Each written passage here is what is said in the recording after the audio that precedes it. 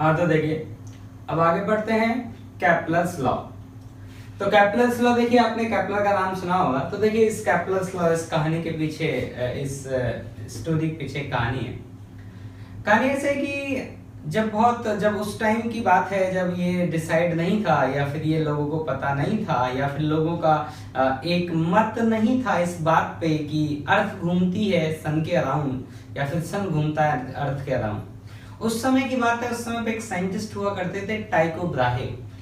ठीक, तो टाइको ब्राहे और उस समय पे जो लोग थे वो ये कहते थे कि नहीं, अर्थ नहीं घूमती, सन घूमता है। और कुछ लोग बोलते थे कि नहीं, सन स्टेशनरी है और अर्थ घूमती है।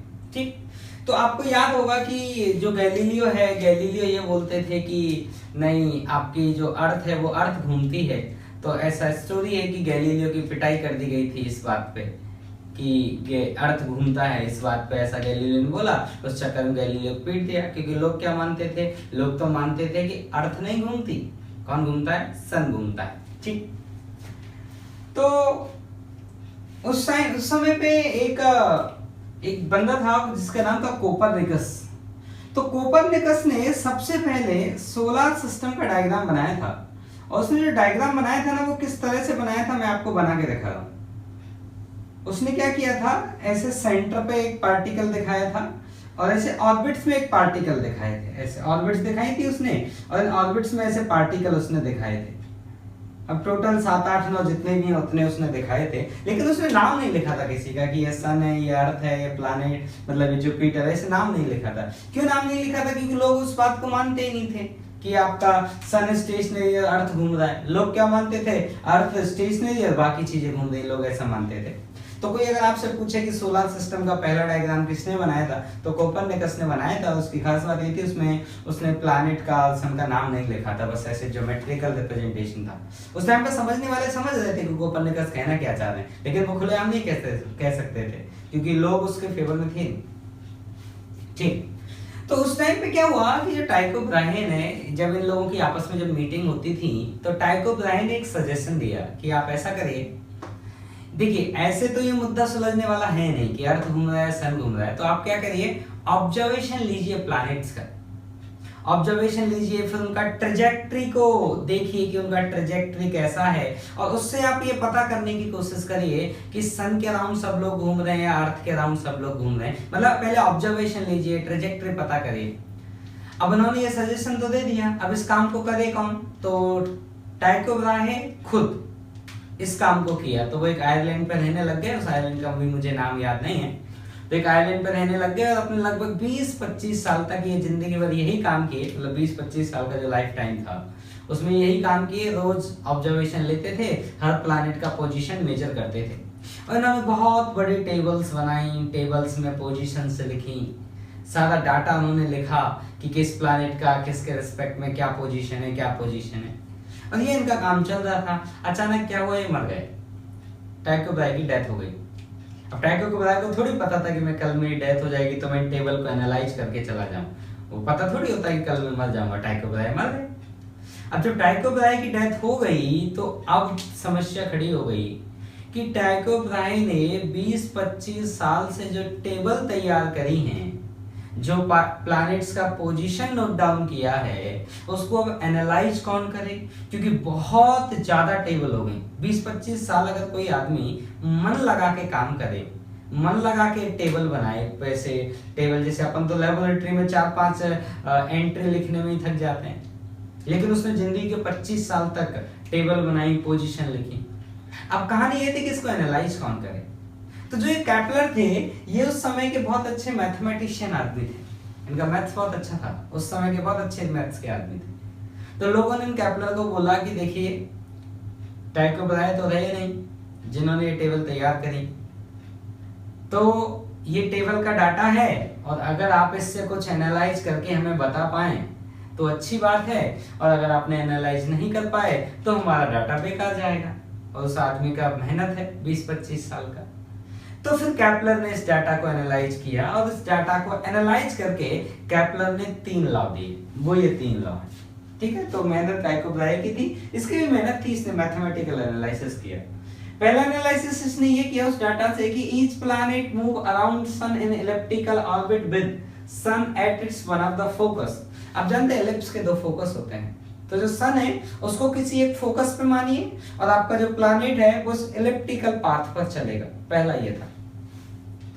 तो पहला आसान है, कोई बात नहीं है कि मतलब एक एलिप्स है और आपका जो सन है वो उस एलिप्स के एक फोकस पर है। जैसे मान लीजिए ये एक एलिप्स होता है ऐसे, और ये एलिप्स का मेजर एक्सिस होता, तो एक फोकस यहाँ है और एक फोकस कहीं यहाँ होता। फोकस और ऐसे आपका जो प्लैनेट है वो इस ऑर्बिट में घूमता। ठीक, तो पहला तो यही था कि सन को किसी एक फोकस पे आप मान लें और जो आपका प्लैनेट है वो इस एलिप्टिकल पाथ में चल रहा है। दूसरा, rate of area swept by radius vector is constant. तो देखिए इसका क्या मतलब है, इसका मतलब मैं समझाता हूं। आप ऐसे समझिए कि मान लीजिए सन यहां पर है और किसी समय पे कोई प्लैनेट यहां पर है, और अगर इस प्लैनेट का सन के रिस्पेक्ट में पोजीशन वेक्टर लिखा जाए, तो देखिए जो वेक्टर मैं ड्रॉ कर रहा हूं इसको ध्यान से आप देखें, ये इस प्लैनेट का पोजीशन वेक्टर है। जो मैं वेक्टर ड्रॉ कर रहा हूं ये इस प्लैनेट का पोजीशन वेक्टर है, और ये किसके रिस्पेक्ट में पोजीशन वेक्टर है, ये सन के रिस्पेक्ट में पोजीशन वेक्टर है। ये रहा आपका पोजीशन वेक्टर, इस प्लैनेट का पोजीशन वेक्टर किसके रिस्पेक्ट में, सन के रिस्पेक्ट में। अब क्या होगा, आपका सन तो स्टेशनरी है फोकस पे, जब आपका प्लैनेट चलेगा तो मैं कह रहा हूं प्लैनेट किसी समय टी पर यहां था और प्लैनेट चलते चलते यहां पहुंच गया किसी समय t प्लस dt पे। तो प्लैनेट ने कितना डिस्टेंस ट्रेवल किया, dt टाइम है, बहुत छोटा सा टाइम है टेंडिंग टू 0, तो डिस्प्लेसमेंट का मैग्नीट्यूड या डिस्टेंस दोनों एक ही बात है, बहुत छोटा सा टाइम है। तो ये हुआ आपका, ये यहां से यहां तक ये हुआ डिस्टेंस, और इसको मैं डिस्टेंस को क्या लिख सकता हूं, तो अगर उसका वेलोसिटी v है तो इस डिस्टेंस को लिखा जा सकता है v into dt। अब मुझे अभी बताइए, जो मेरा ये इसको बोला गया रेडियस वेक्टर, ये जो पोजीशन वेक्टर है ना सन के रिस्पेक्ट में प्लैनेट का, इसी को बोला गया है रेडियस वेक्टर। तो इस रेडियस वेक्टर ने कितना एरिया कवर किया, कितना एरिया स्वीप किया, कितना एरिया ट्रेवल किया, तो देखिए मैं आपको कलर करके दिखाता हूं। तो ये वाला जो एरिया है, ये वाला एरिया इस रेडियस वेक्टर ने स्वीप किया, ये वाला एरिया। और इस अगर एरिया को मैं dA बोलूं तो इस एरिया की वैल्यू क्या आएगी, तो देखिए, तो ये अगर r है तो ये भी लगभग r ही लिखा जा सकता है, थोड़ा सा बड़ा होगा r प्लस डी आर, पर D R is tending to 0, तो ये लेंथ r है, इस लेंथ को भी r लगा जाता है। तो ये आपको ट्रायंगल लिख रहा होगा, ट्रायंगल का एरिया होता है half base into height. Height क्या आएगा, तो देखो ये अगर VDT है और ये एंगल अगर थीटा है, तो इन दोनों लाइन को मैं लगभग पैरेलल बोल सकता हूं। क्यों बोल सकता हूं, क्योंकि जो ये मेरा VDT है ये बहुत कम है, VDT is very very less than compare to r। तो ये जो दोनों लाइन इनको मैं लगभग पैरेलल बोल सकता हूं। तो अगर मेरा ये एंगल थीटा है तो ये एंगल को भी लगभग थीटा बोला जा सकता है। तो ये बेस हो गया और ये मेरा हो गया परपेंडिकुलर हाइट। तो परपेंडिकुलर हाइट क्या आ जाएगा, तो ये अगर थीटा है, ये अगर VDT है, तो ये आएगा VDT sin theta, VDT sin theta. तो ये आया आपका dA upon dt equal to half VR sin theta. अब इसमें ऊपर नीचे आप मास से मल्टीप्लाई कर दीजिए, मास से ऊपर मल्टीप्लाई कर दीजिए और मास से नीचे मल्टीप्लाई कर दीजिए। तो dA अपॉन dt का जो वैल्यू आया आपका वो आया mvr sin थीटा। अब देखिए मैंने क्यों मल्टीप्लाई किया, उसके पीछे पर्पस है, अपॉन 2m। तो अभी बताइए, अगर मैं सन के रिस्पेक्ट में इस प्लैनेट का एंगुलर मोमेंटम लिखूं, तो एंगुलर मोमेंटम का डेफिनेशन क्या होता है, एंगुलर मोमेंटम का अगर मैं मैग्नीट्यूड लिखूं तो वो हो जाएगा r वेक्टर का मैग्नीट्यूड p वेक्टर का magnitude into sine of r और p के बीच का एंगल। तो देखो ये तो हो गया सन के रिस्पेक्ट में इसका पोजीशन वेक्टर, ये हो गया वेलोसिटी के डायरेक्शन में कौन हो जाएगा, मोमेंटम वेक्टर। तो r और p में एंगल कितना आएगा, थीटा, मतलब वो sin थीटा ठीक लिखा हुआ है। और मोमेंटम कितना हो जाएगा, तो L की जो वैल्यू आई, L की वैल्यू आई mvr sin थीटा, मतलब जो mvr sin थीटा लिखा हुआ है इसका एंगुलर मोमेंटम है L/2m। और आप जानते हैं कि सन के रिस्पेक्ट में इस प्लैनेट का एंगुलर मोमेंटम कांस्टेंट रहेगा। कारण क्या है, क्योंकि इस प्लैनेट पे लगने वाला फोर्स सन से पास करेगा। तो जब मैं सन के रिस्पेक्ट में टॉर्क लिखूंगा तो सन के रिस्पेक्ट में टॉर्क कितना आ जाएगा, 0। तो जब सन के रिस्पेक्ट में टॉर्क 0 आएगा तो सन के रिस्पेक्ट में एंगुलर मोमेंटम कांस्टेंट रहेगा। तो d/dt की वैल्यू क्या रहेगी, कांस्टेंट रहेगी, और वो कितनी रहेगी, L/2m। इसका मतलब जो ये है, ये Kepler's law, this is a consequence of Newton second law, this is a consequence of Newton second law. और एक इंटरेस्टिंग बात बताते हैं, न्यूटन का जन्म तो केपलर के बाद होगा। आपको मैंने जब ये चैप्टर जब मैंने स्टार्ट किया था, तो इस चैप्टर के स्टार्टिंग में मैंने आपको एज लिखी थी, मतलब मैंने टाइम लिखा था कि किस किस का जन्म कब कब हुआ था। देखो मैं आपको बताता हूं, तो मैंने लिखा था केपलर के बारे में। केपलर था आपका कब, 1571 से 1630, 1630। और जो न्यूटन थे, देखो न्यूटन केपलर के बाद आए हैं, तो जो न्यूटन थे वो थे 1643 से 1727। तो न्यूटन तो बाद में आए, तो केपलर तो ये बता के चला गया कि ये कांस्टेंट होता है, ये केपलर बता के चले गए। हमने इसको बाद में कब प्रूफ किया, जब न्यूटन का जन्म हुआ, फिर न्यूटन का ग्रेविटेशन लॉ आएगा, फिर हम टॉर्क वगैरह चीजें सीखेंगे, और तब जाके हमने ये प्रूफ किया कि केपलर जो कह के गए थे वो सही कह के गए थे। ठीक। और थर्ड और है, ये बहुत अच्छा है, इस पे कई बार क्वेश्चन पूछा जाता है, आदमी कंफ्यूज हो जाता है। अच्छा, इसके बारे में एक लाइन और बोलता हूं। अब मान लो मेरा एक एलिप्स है जिसका सेमी मेजर एक्सिस है A और सेमी माइनर एक्सिस है उसका B, और पूरा टाइम पीरियड है कैपिटल T। तो आप dt को उधर ले जाइए और इंटीग्रेट करिए, तो क्या आएगा, total area pi AB equal to L/2m। एक चक्कर लगाने का टोटल टाइम कितना, कैपिटल T। ठीक। तो ये आपका टोटल एरिया और ये आपका L/2 और ये कैपिटल T कौन है, उसका टाइम पीरियड। अब अगला थर्ड, ये भी वही केपलर ने बताया था कि उन्होंने ये बताया कि जैसे सन है, आपके सन के अराउंड सारे पार्टिकल इलिप्टिकल ऑर्बिट में मोशन करेंगे। तो उन्होंने बोला कि मान लीजिए कुछ ऐसी ऑर्बिट्स हैं जिनके सेमी मेजर एक्सिस तो बराबर हैं लेकिन सेमी माइनर एक्सिस बराबर नहीं। क्या बराबर है, सेमी मेजर एक्सिस बराबर है लेकिन सेमी माइनर एक्सिस बराबर नहीं है। सेमी माइनर एक्सिस बराबर नहीं है मतलब इसेंट्रिसिटी बराबर नहीं है, मतलब सेमी मेजर एक्सिस तो सबका बराबर है लेकिन इसेंट्रिसिटी सबकी अलग अलग है।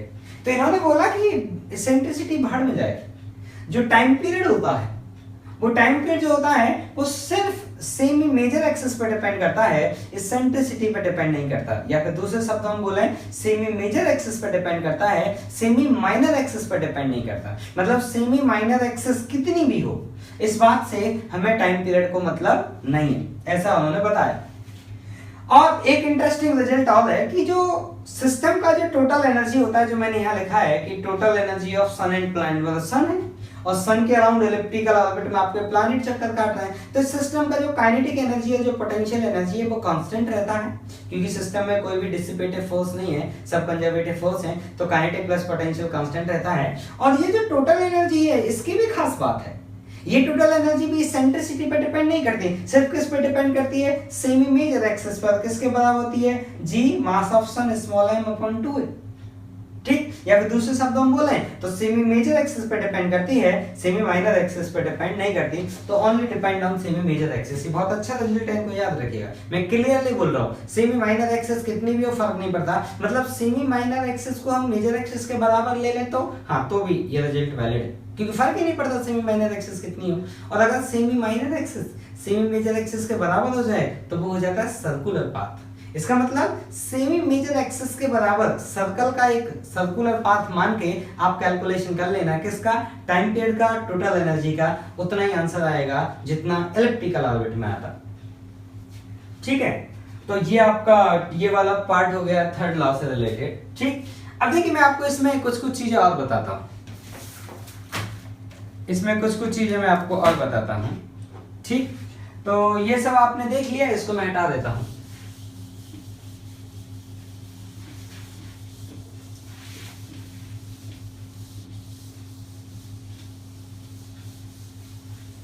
हाँ, तो देखिए अब देखिए मैं आपको एक जनरल एक फॉर्मूला बताता हूं जो आपको काम देगा। मैं उस फॉर्मूले का डेरिवेशन नहीं कर रहा।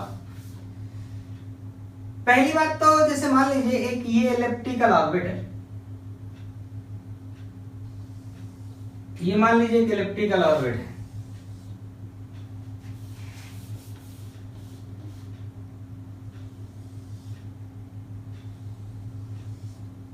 ये मान लीजिए आपकी एक इलिप्टिकल ऑर्बिट है और इसके दो फोकस है, मान लीजिए एक फोकस ये है और एक फोकस ये है, इसके दो फोकस। मान लेते हैं सन हमारा इस फोकस पर है, ये सन है और हमारा जो प्लैनेट है वो इस प्लैनेट इसमें चक्कर काट रहा है। आपको पता है एंगुलर मोमेंटम कांस्टेंट रहता है, मतलब mvr sin थीटा कांस्टेंट रहता है। तो मुझे बताइए अगर r बहुत ज्यादा आएगा तो वेलोसिटी क्या आ जाएगा, कम आ जाएगा, और r बहुत कम होगा तो वेलोसिटी क्या हो जाएगा, ज्यादा आ जाएगा। मतलब प्लैनेट का यहाँ जो वेलोसिटी होता है वो मैक्सिमम होता है और प्लैनेट का जो यहाँ वेलोसिटी होता है वो मिनिमम होता है। इसका मतलब ये हुआ कि जब जैसे मान लीजिए मैं अर्थ के बारे में बात करूं तो ये सन है और ये अर्थ है, तो सन अर्थ के सबसे नजदीक होती है तो समर होता है, गर्मी, समर, तो यहाँ गर्मी है। तो जब अर्थ यहाँ से यहाँ तक जाती है तो अर्थ की स्पीड स्लो होती है, मतलब अर्थ का यहाँ से यहाँ तक कैसा मोशन होता है, रिटार्डेड मोशन। तो जब हम समर से विंटर की तरफ बढ़ते हैं तो अर्थ का मोशन कैसा होता है, रिटार्डेड मोशन। लेकिन जब सबसे दूर हो जाते हैं सन से तो विंटर आ जाता है। अब हम जब विंटर से वापस समर की तरफ लौटते हैं तो वो होता है एक्सेलरेटेड मोशन। देखो अब स्पीड बढ़ेगी और स्पीड बढ़ेगी मतलब एक्सेलरेटेड मोशन। अब मैं मान लेता हूं किसी समय पे जो मेरा प्लैनेट है वो यहाँ पर है और ये इसका रेडियस है, ये इसका सेपरेशन है, सन से इसका सेपरेशन है स्मॉल r। तो अब ये लिखा जाए कि यहाँ पे भी इसका कुछ वेलोसिटी होगा, बिल्कुल होगा। तो हम ये लिखें इस वेलोसिटी का मैग्नीट्यूड कितना होगा। तो देखिए मैं प्रूफ नहीं कर रहा हूं आपके लिए, इस वेलोसिटी के मैग्नीट्यूड का फॉर्मूला है, आप याद रखिएगा, आपको काम आएगा ये। इस वेलोसिटी के मैग्नीट्यूड का फॉर्मूला है, ये फॉर्मूला है, ये है g मास ऑफ सन, ये आएगा 2/r माइनस 1/a। इसको याद रखिए, ये होता है आपका स्पीड किसी भी r पे। तो चाहे आर मैक्सिमम हो चाहे आर मिनिमम हो, किसी भी आर पे आपको स्पीड निकालना है, ये इस स्पीड का जनरल फॉर्मूला है। आपको मैं और एक रिजल्ट बताता हूं कि v मैक्सिमम का जो वैल्यू आता है, v मैक्सिमम का वैल्यू आता है, याद रखने में बड़ा आसान है, ये आता है g mass of sun upon a 1 plus e upon 1 minus e। e कौन है, एसेंट्रिसिटी। और जो ये v मिनिमम होता है आपका, इस v मिनिमम का जो वैल्यू आता है वो आता है under root of g mass of sun upon a into 1 minus e upon 1 plus e। ये आपका मिनिमम स्पीड होता है, ठीक। तो ये आपको एटलीस्ट इतना याद रहना चाहिए। तो इतना अगर आपको याद रहेगा तो इससे इलिप्टिकल ऑर्बिट से रिलेटेड जितना भी क्वेश्चन होगा आप आसानी से कर पाएंगे, ठीक है। चलिए।